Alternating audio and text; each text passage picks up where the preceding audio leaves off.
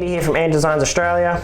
Today I'll be going over the new PACKOUT handles I have available. I'll show you the unique features about these ones, and I'll also show you all how to remove the old handles and put the new ones on. So one of the unique features is these slide out labels. Pull the old one out, grab your new one, slide that in. There'll be a locking nut on this side.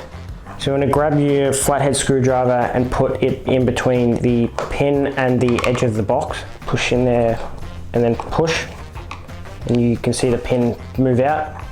Once you've got it all the way out to the edge of the handle, that's when you want to grab your vice grips and then slowly grab the hold of the end of the pin and just gently wiggle it out.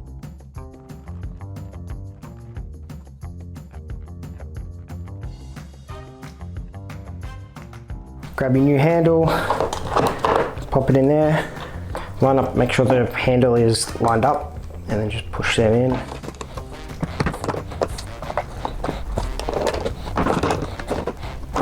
So you just want to make sure this pin's as far as it can go so it basically touches the other side. Just kind of push it in like that. So you've got your different colors available. I'll be doing the other boxes or latches later on down the track.